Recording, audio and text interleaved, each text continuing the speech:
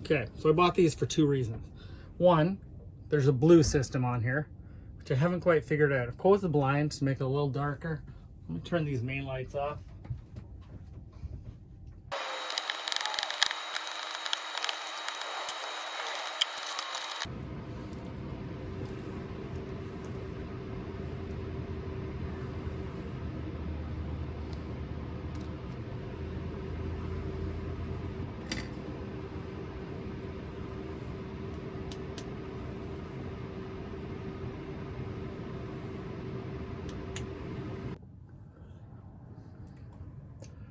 Black wire, white wire. Red to black. Red to black on the trailer, black to white.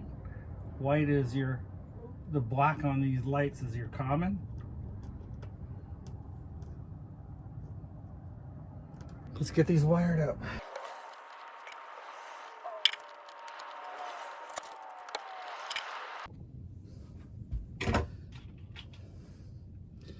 All right, so the neutral wire is much smaller, the white one, from the trailer. Again, the small one is a 24, the pink one's a 22.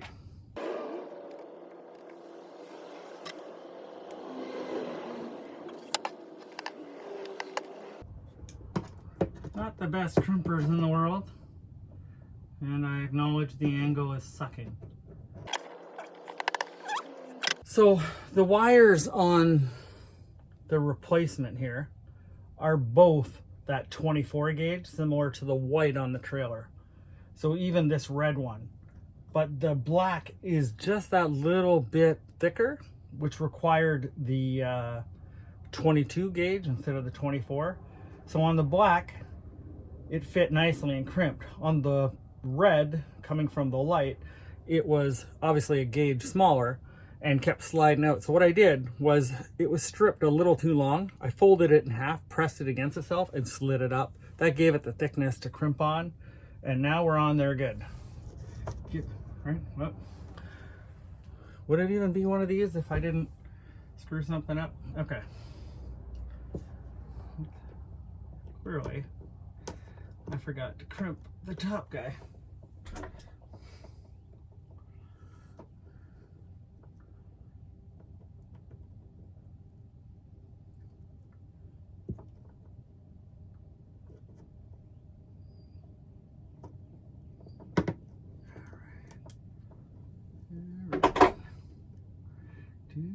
Give a little gentle tuggy tug. We have light. Turn that off so I don't lose my retinas. We got her wired up. She's bright.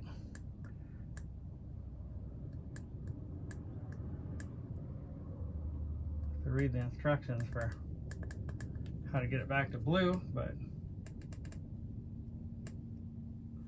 all right, we'll do that after. Now that I am sufficiently blinded, the previous light had 3 holes, 3 spots for screws, as you can see. They line up perfectly with this plate, except in true Forest River fashion, they just jammed a screw through their own hole. One here and one here. I think they saved ½ cent by using a single screw, or by saving a single screw. So they only use 2 screws, because, you know,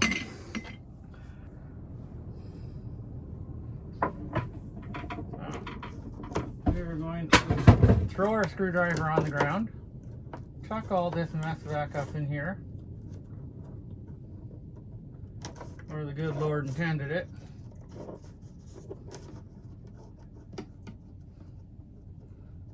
And we're going to reuse one of the holes. Keep that like so. And we're going to go find our screwdriver that rolled off the table. And give it the old gentle, not fully tight. And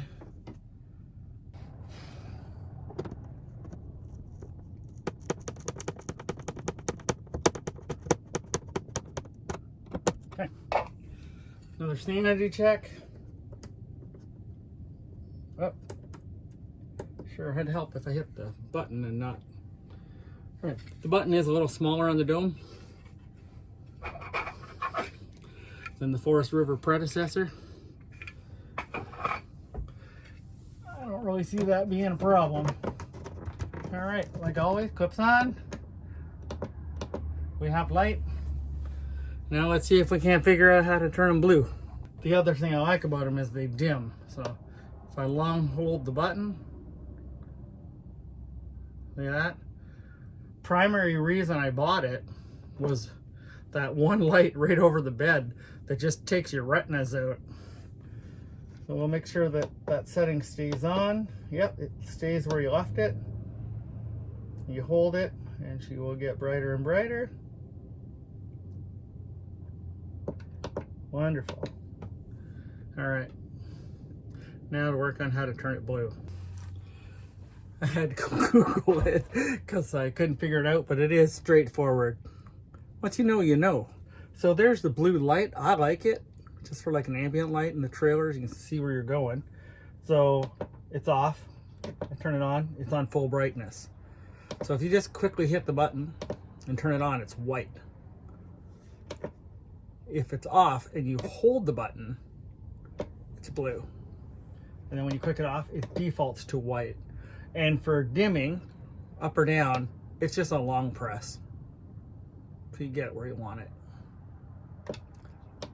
So this more than meets one. I like it. So I'm gonna do one under this cabinet here because anytime we're watching TV or we're just sitting here trying to chill, you don't want these bright lights on you. The blue is nice. So I'm gonna put one here under this cabinet,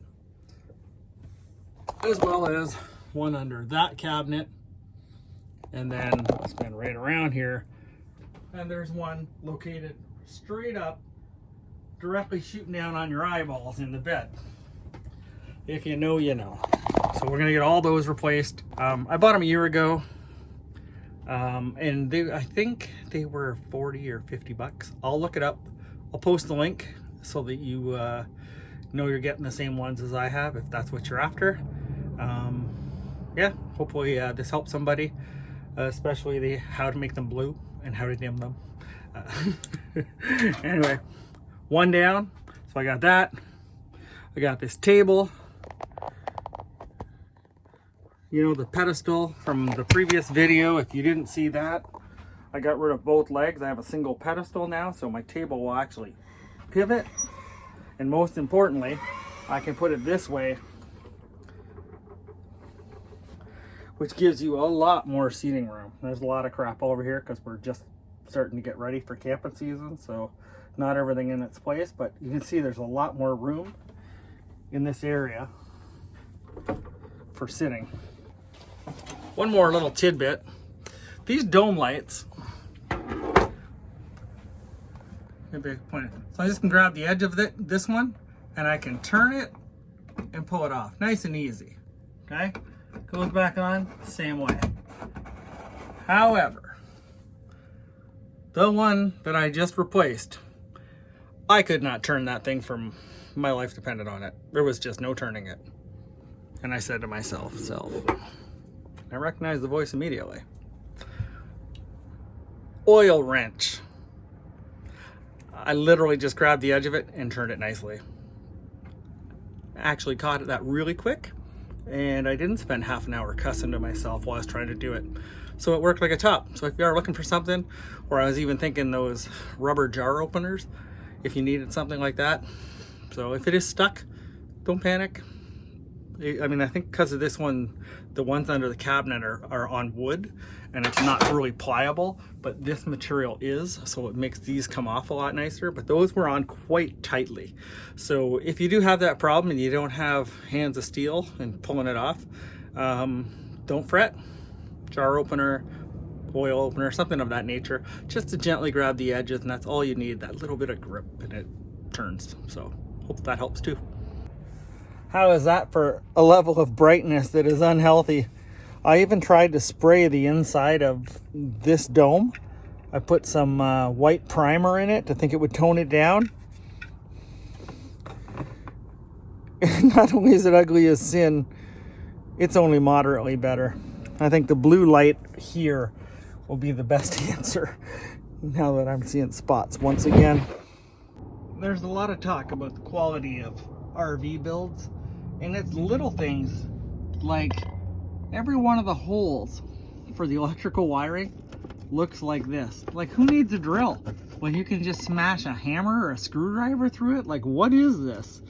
So every dome light I've taken off, this is the last one under the bed, covers the entire area with dirt. So I'm gonna be really popular when my lady gets in here. So I'm gonna have to do a cleaning.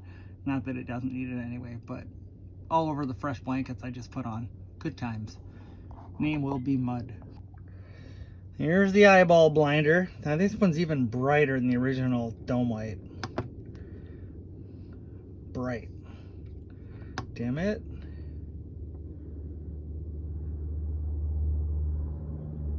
Okay, so the dimness doesn't, actually somehow it's nicer than what that other thing was, for me anyway, actually viewing it. But more importantly, let's do this.